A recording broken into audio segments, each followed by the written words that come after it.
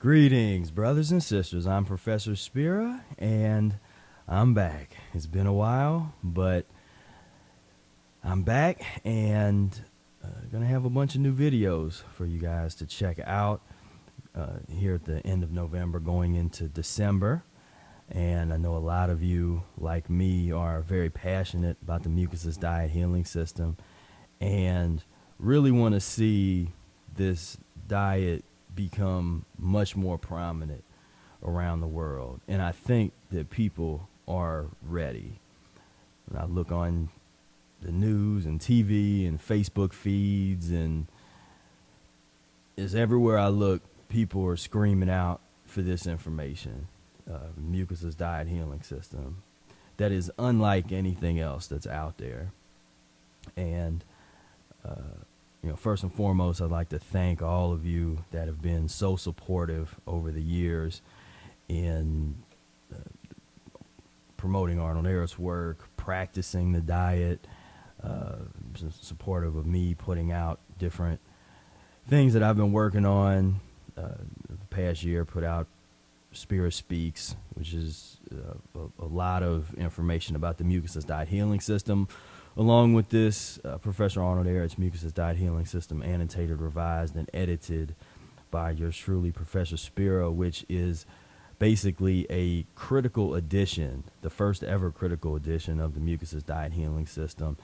It has the original content that Professor Arnold Ehret put in his book, along with blurbs that kind of explain things. It's not unlike critical editions of Bibles, where in the they'll have the original text, the original translations of the text, and explain different explain and elaborate on different issues that are within the text. And for a long time, I felt that the Mucusless Diet could really use that type of critical edition.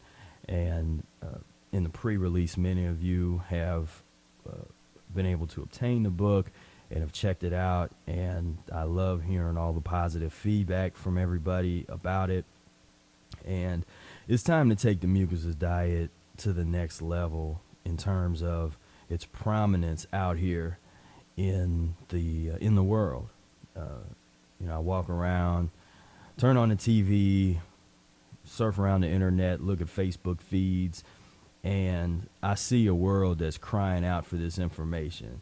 Just a lot of people don't know it yet, but there's a lot more people that's waking up when they hear this information. It clicks in. Something about it makes sense. We're talking about pus and mucus, and we're breaking things down a lot simpler than you may have heard before, breaking it down in a way that you may never have heard before. And I think it's critical. It's unlike anything else that you're going to see out there, any other diet. There's no other diet that breaks things down from this mucus and pus eating perspective, whereby pus and mucus eating is the bane of our existence. It's the thing that we need to first be conscious of and then start to rationally transition ourselves away from. So what we have some really big things going to happen over the next month or two, and I'm happy that you all can really be a part of this. And we're already working together to get this information out, and I'm just trying to do my part to help those in the way that people have helped me, because I was suffering greatly from now what I call mucus poisoning. I was an overeater of a ton of mucus and pus-forming foods. With that said, what are pus and mucus-forming foods? So what I want to do in this kind of video series is start to go over what foods are pus and mucus-forming, what foods are acid-forming, versus what foods are mucus-free or mucusless. What foods are alkaline in nature when you eat them? What foods do not leave behind this pus and mucus, gluey, sticky waste in your body when you eat it? So I'm going to do a series of videos. Instead of doing like 1 or 2 really long videos, what I think I'm going to do is break them down into 10 to 15 minute videos, and I'm just going to start going through the list that I have in this version of the Mucusless Diet, and just really kind of just have a discussion about these foods and see where things go from there. Because the first step is to know what foods are mucus forming, what foods are not mucus forming. But you must understand from the beginning that this diet is about a transitionary system. So just knowing what foods are mucus forming or what foods are not mucus forming is not enough. You have to understand how to use certain foods to get off of the worst foods. So let's have a little discussion about what foods are mucus forming, what foods are not. So let's make it on down to my list here. Okay, Professor Spira's list of acid-forming and acid-binding or mucusless foods. So we'll start off with pus, mucus, or acid-forming foods. Number 1 on the list is flesh. Flesh is pus-forming foods. The blood of animals, those of you that like to drink the blood of animals. Eggs, all kinds of eggs, lard, meat, beef, chicken, horse, dog, mutton and lamb, turkey, veal, pork products, bacon, ham, sausage, gammon, chitlins, pig feet, wild game like bison, buffalo, ostrich, rabbit, venison, etc. And margarine. It's made with animal fat and all other animal products. And what's distinctive about pus-forming foods are the dead flesh, the dead tissue that is in a decomposing state. And this stuff gets in the body and becomes so concentrated, so viscous, so sticky and nasty inside the body, it ends up getting into when it's uneliminated, when your body is unable to get rid of it, as it most certainly is, it then becomes a part of your body.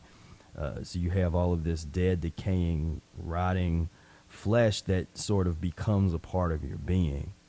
And this food was never meant to be eaten. It's not food, as Brother Air just we've been working on a list. It says look at your plate and see and what is actually food. When you look at your dinner plate, you know what is actually food. And flesh is not human food, from my perspective, from perspective of Arnold Ehret, and from perspective of humans for hundreds of thousands of years that were plant-based eaters. We'll move on down to fish. Fish is very much pus-forming. Crustacean, your crab, crawfish, lobster, shrimp. We have fish, all types, mollusks, clam, oysters, mussels, snail, etc., roe or caviar, salmon, shellfish. Fish is the worst type of meat that you can consume. A lot of people ask, well, why is that? And if you think about it, a fish does not breathe air. These animals up here all breathe air. They're they are in water and getting the oxygen, through their gills, or obtaining some kind of oxygen through the water that they're in, and they're so concentrated. The pus within them is so concentrated, and when a fish comes out of the water, it already smells like fish. When we say something smells like fish, that's usually not a good descriptive term. We don't say, you smell like fish. That smells great. That's not really a term where if somebody smells like strawberries or apples or oranges or lemons, you're like, oh wow, you smell like lemons. If somebody tells you smell like fish, that's not usually a good descriptive term. So understand, fish is pus forming. Flesh and fish, from the perspective of a mucusless diet practitioner, is something that you want to eliminate immediately. It's something that you want to get off of as soon as you possibly can. Now, I'm always really honest about my transition, and it took me 6 months to totally get off of meat. A lot of people, it doesn't take that long. I know many people, it took them a month, or it took them, or they might have just gained this consciousness that this is not human food, realized what they had been eating, and all of a sudden they're able to stop eating it. For me, I got into the transition and was able to get it down to where I had no more hamburgers for a long period of time, and got away from pizza. And then maybe a month or two into the diet, I had a relapse and went back to a burger, went back and now fish wasn't really hard for me to get off of. I never was a big fish eater, so that wasn't the type of meat that I was truly addicted to. But the chicken and the beef and all that kind of stuff took me a while to get off of. And that doesn't mean that I ate it and then all of a sudden I was off of it. I transitioned off of it. So instead of eating it every day, I ate it once a week, and then I was eating it down to once a month. And the more that I cleansed myself, it got to the point where every time I ate meat, I would just get sick.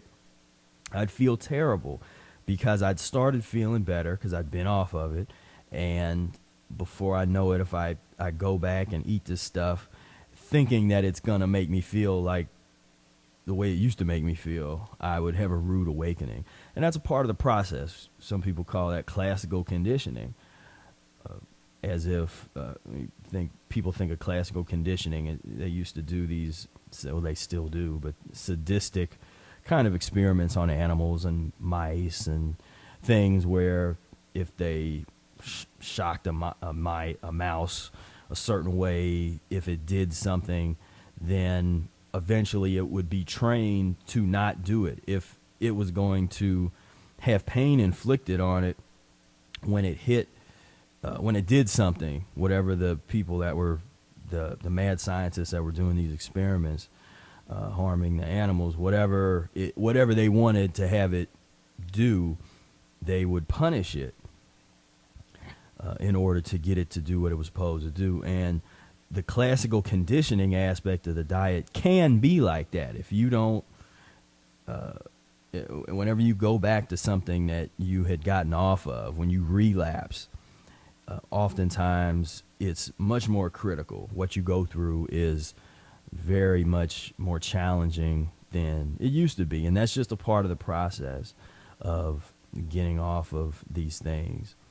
And so that's flesh, fish, all pus forming. So I will end this first video there, and we will continue with dairy products. Peace, love, and breath.